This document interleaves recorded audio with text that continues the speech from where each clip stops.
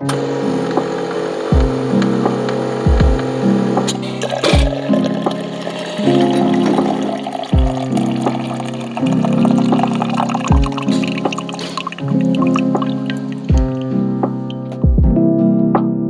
a Cristo, mirar a Cristo y vida en Cristo.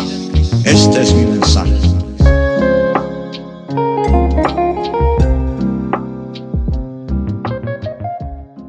Muy buenas tardes, una vez más, Gustavo Mejía de One Body, Spirit and Mind, en este espacio de Tinto con Wojtyla, donde estamos hablando un poco, compartiendo un poco sobre lo que es la teología del cuerpo de San Juan Pablo II y sobre la necesidad que tenemos todos y cada uno de esta teología, especialmente en un mundo que creo que hemos perdido el sentido de lo que significa ser humano, hemos perdido el camino hacia dónde vamos.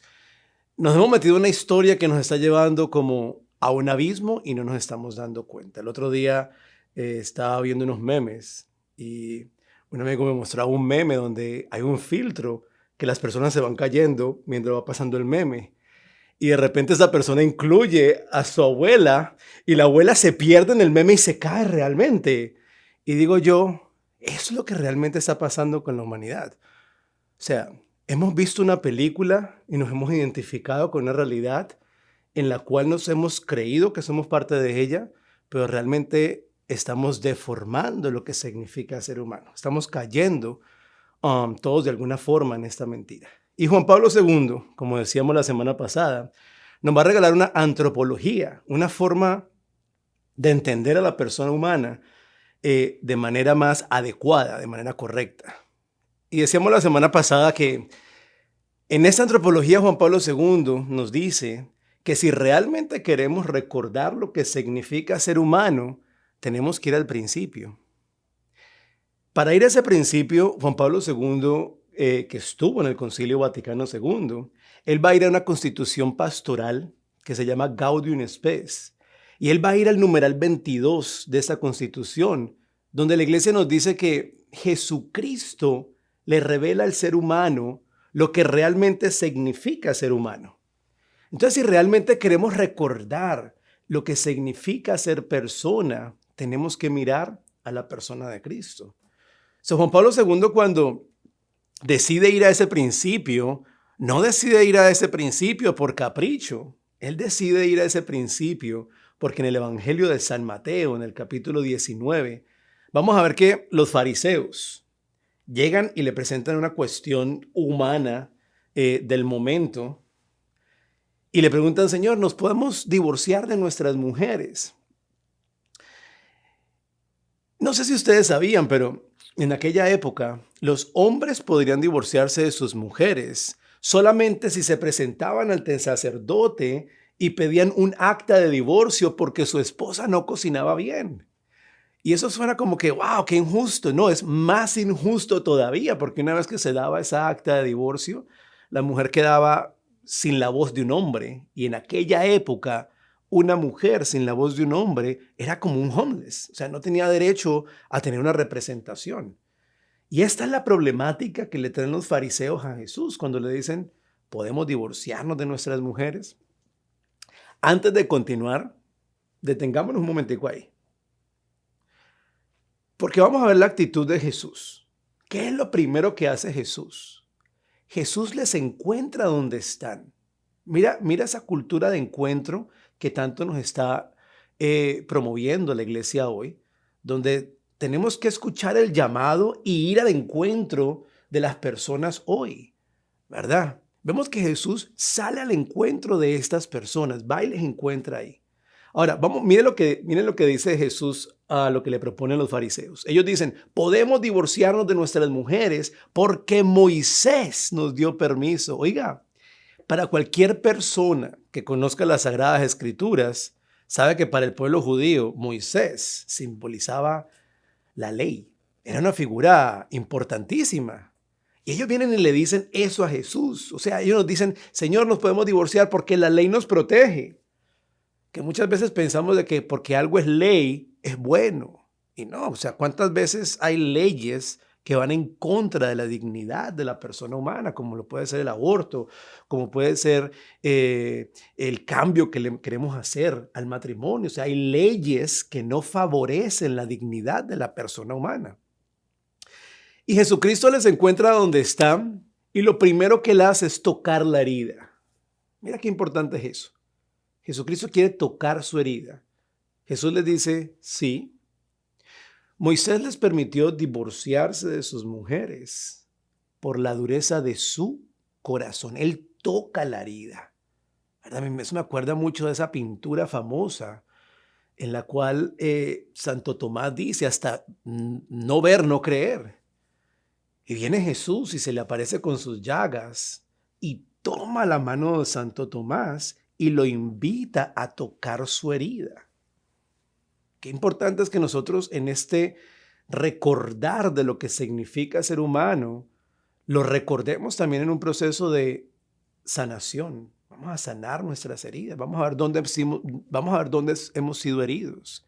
Al mismo tiempo que en la evangelización también tenemos en cuenta este proceso de sanación, porque cuidado. A veces pensamos que evangelizar es una persona que está llena, completamente llena, que va y le dice a un hambriento donde hay comida. No, la evangelización se trata de que un hambriento le diga a otro hambriento donde hay pan del bueno. Yo tengo que ponerme en contacto con mis propias hambres. Yo tengo que ponerme en contacto con mis propios vacíos para poder buscar una respuesta adecuada a ellos. Yo no sé si ustedes saben, pero en el Evangelio de San Juan, vamos a ver la primera pregunta que se pone en la boca de Jesucristo. Y es que Jesucristo va caminando, imagínense esto, él va caminando y él sabe que hay dos personas que lo están siguiendo, ¿verdad? Eran dos discípulos de Juan el Bautista, porque Juan el Bautista, cuando vio a Jesús, él dijo, este es el Cordero de Dios. Entonces vienen los dos discípulos y van siguiendo a Jesús y Jesús se voltea y les pregunta a ellos, ¿qué buscan? ¿Qué buscan? Yo digo, tenemos que detenernos en la vida y preguntarnos a nosotros mismos qué estamos buscando. ¿Por qué hacemos lo que hacemos? Porque muchas veces, muchas de las cosas que hacemos son simples reacciones o sentidos de defensa para que esa herida que he guardado por años no se vea. Entonces, qué importante es poderme detener y dejar que Jesús apunte a la herida y diga, mira, sí te pasó esto, sí crees esto, pero eso es por la dureza de tu corazón, porque fuiste herido. Ahora, Jesús no se queda ahí. Jesús les encuentra, Jesús apunta a la dureza de corazón y en el mismo texto de Mateo 19 él dice, ok, Moisés les dejó divorciarse de sus mujeres por la dureza de su corazón. Pero al principio no era así. Y esa parte cambia la historia, ¿verdad? Porque si Jesús nos manda al principio, es porque en ese principio hay algo importante. Es porque en ese principio se nos perdió algo que es fundamental para que nosotros entendamos el sentido de nuestra existencia. O sea, hay muchos deseos de nuestro corazón que son solamente ecos de ese principio. A ver, hagamos esta prueba. Mientras estamos oyendo este podcast, hagamos esta prueba. ¿Alguno de ustedes, a ver, o no, desean ustedes un amor perfecto? Vamos a tener en cuenta que el ser humano no puede desear nada, no puede querer algo y no puede imaginar algo que primero no ha entrado por sus sentidos, ¿verdad? Si yo les digo a ustedes, imagínense, cierren los ojos e imagínense, a ver, cierren los ojos e imagínense en una tarantantila. ¿Qué se les viene a la mente?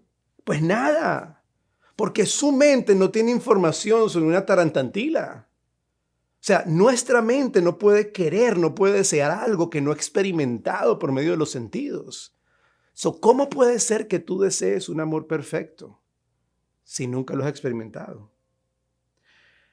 ¿Acaso deseas tú una justicia perfecta una bondad perfecta, una verdad perfecta. ¿Cómo deseamos algo que nunca hemos experimentado? Lo deseamos porque en nuestro ADN espiritual hay un recuerdo, hay un eco de aquello que vivimos en el principio. Cuando vemos eso, vamos a entender el por qué Jesucristo nos manda a ese principio, porque es que ahí se nos perdió algo que nos pertenece, algo que nuestro corazón desea. O sea, como decía San Agustín, nuestro corazón está inquieto y no va a descansar hasta que no descanse en Él. ¿En quién? En Dios. Es más, si ustedes van al catecismo de la Iglesia Católica, el numeral 1 comienza hablando de ese deseo, del deseo del corazón humano. Entonces, Juan Pablo II, oyendo esta invitación de Cristo y esta invitación del concilio, decide volver nuevamente al principio. ¿Y cuál es el principio? Pues el Génesis. Y en el Génesis vamos a ver que hay dos narraciones de la creación. Está el Génesis 1 y Génesis 2. Juan Pablo II va a ir primero a Génesis 1. Y mira esto. ¿Qué pasa en Génesis 1? Vamos a ver que en Génesis 1 Dios decía y se hacía. ¿Verdad? Dios decía. Y voy a hacer paréntesis aquí. Mira que para Dios crear los animales del mar, para Dios crear a los peces, le habló al mar.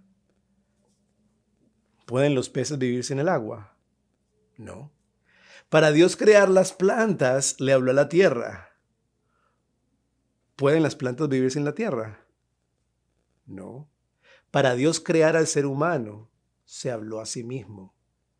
Por lo tanto, ¿puede el ser humano realmente vivir sin Dios? San Juan Pablo II un día nos dijo, el hombre puede crear un mundo sin Dios, pero tarde o temprano ese mundo terminará por irse en contra del hombre mismo. Y yo creo que es exactamente lo que estamos viendo en la actualidad. Estamos viendo un mundo que se está yendo en contra de lo que significa ser humano, de la propia identidad de la persona. Entonces volvemos a ese Génesis 1 y vamos a ver de que día 1 Dios dijo y se hizo. Día 2, Dios dijo y se hizo. Día 3, día 4, día 5. Ahora, el día sexto pasó algo impresionante.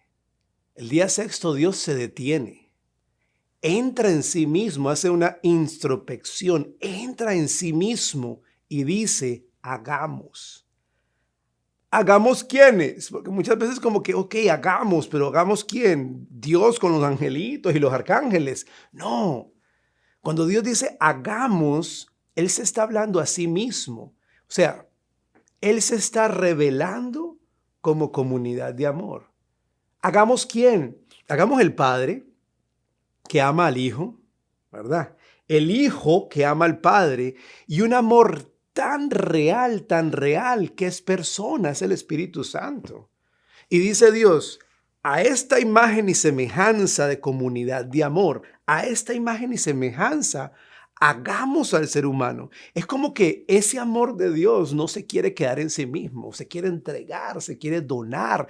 Así es el amor. ¿Cuántos de ustedes han tenido hijos adolescentes o no? ¿Cuántos de ustedes han sido adolescentes? Yo vivo con 2 en mi casa, mis 2 sobrinos. Y yo recuerdo que al mayor, siempre cuando le decían, Juan Sebastián, haga esto, Juan Sebastián, lave los platos.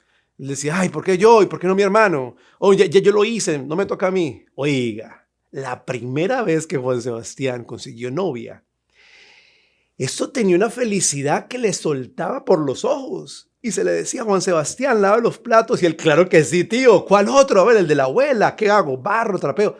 Hay algo cuando estamos enamorados que queremos compartir ese amor, queremos entregar ese amor, queremos que ese amor se multiplique. Vamos a ver que si el mundo interior de Dios es una comunidad de amor, Dios quería que ese amor se materializara, se mostrara. Por eso San Pablo nos dice que el cuerpo es para el Señor y el Señor es para el cuerpo, porque el cuerpo es esa forma en que el amor interior de Dios se materializa y por eso el cuerpo tiene la capacidad de expresar amor. Entonces volvamos nuevamente al principio. Vamos otra vez nuevamente. Miren esto. Dios dice, hagamos al hombre a nuestra imagen y semejanza. Va a ser una imagen y semejanza de él, ¿verdad? Que es padre, que ama al hijo, hijo que ama al padre, un amor tan real que es persona. ¿Cómo hace Dios una imagen y semejanza hacia el hombre? ¿Verdad? Que deja a su padre y a su madre y se hace uno con su mujer, que también deja a su padre y a su madre. En un amor tan real que 9 meses después es persona y tiene nombre propio. Yo siempre digo que cuando yo escuché por primera vez esta historia, yo quedé como el emoji de los iPhones, de la cabecita que, ¿what? O sea que la unión del hombre y la mujer de manera fructífera es un signo visible del mundo interior de Dios. Es increíble. Wow, o sea, ahorita mismo les confieso algo aquí entre nosotros porque estamos en familia. Aquí en el estudio tenemos un esposo que es Héctor, que es uno de los técnicos, y tenemos a la directora, una de las directoras de este podcast, que es Valeria. Están esperando un hijo. Y el verlos y saber que ellos son signo del mundo interior de Dios, que es una comunión de amor, que no se queda en sí mismo, sino que se comparte y se convierte en vida. What? O sea que, aunque todos y cada uno de nosotros tiene esa imagen y semejanza de Dios, nunca esa imagen y semejanza se muestra de forma más completa, de forma más plena, como en la familia, como en la comunión de personas. Entonces ya en esta primer narración de la creación, ya entendemos primero que fuimos hechos por el amor, o sea, somos hijos del amor. O sea, somos hijos. Antes de yo querer ser padre, antes de yo querer ser esposo, tengo que entenderme como hijo, ¿verdad? Vengo de alguien y ese alguien, usted no ha oído un dicho que dice, de tal palo tal astilla, o hijo de tigre sale pintado. O sea que si yo soy la astilla de ese palo, ¿verdad? O el tigrecito de ese tigre, mis líneas hablan del amor, ¿verdad? Estoy hecho por el amor. Y si tenemos alguna duda de que venimos de alguien, muy fácil, cuando esté bañando, mire a su cuerpo y va a ver que hay un ombligo. Ese ombligo usted le recuerda, el ombligo es una cicatriz que le recuerda que viene de alguien. Y ese alguien también tiene un ombligo que viene de alguien. Y si seguimos la historia de los ombligos, vamos a llegar a un principio. Bueno, yo siempre me pregunto si Adán y Eva tenían ombligo. Que, I don't know, pero ha de ser raro un cuerpo sin ombligo. Pero es increíble porque tenemos que ser hijos. Tenemos que entendernos como hijos y hijos del amor. Yo soy hijo del amor, por lo tanto estoy llamado a donarme en amor. Juan Pablo II nos dice, tanto en amor y responsabilidad, como en la teología del cuerpo, que el secreto de la vida es darme como un don. Yo soy un don para la otra persona, al mismo tiempo que la otra persona es un don para mí. Ya en este principio vemos que el fin objetivo de mi existencia es reconocerme como hijo, es poder conocer, amar y servir a ese Padre. 2, que no estoy llamado como un ser solitario, sino que estoy llamado a la comunión, ¿verdad? Estoy llamado a la comunión. Y a ver, no es muy difícil que nos demos cuenta de eso, ¿no? O sea, yo siempre en los retiros le pregunto a la gente, o sea, a las esposas, tú puedes respirar sin el pulmón de tu esposo. Y la gente me dice, sí. Bueno, no falta el romántico que me diga, no, porque Maná dice, ¿cómo pudiera poder vivir sin aire? En realidad puedes respirar sin el pulmón de tu esposo. ¿Puedes tus riñones o tu hígado funcionar sin el de tu esposo? Sí. ¿Puede tu corazón latir sin el corazón de tu esposo? Sí. Pero hay una parte de tu cuerpo que no funciona sino con el opuesto, que no tiene sentido. Y esa parte son tus genitales. Y óyeme esto, porque esta palabra nos da mucha luz. Genital, como dice Christopher West, genital, tiene la misma raíz etimológica de la palabra génesis, de principio de vida. Genital, génesis. que tiene la misma raíz etimológica de la palabra generar, ¿verdad? Genital, génesis, generar. Y tiene la misma raíz etimológica de la palabra género. Por lo tanto, ¿cuál es mi género? Es la forma que desde el principio, por medio de mi genital, yo genero vida.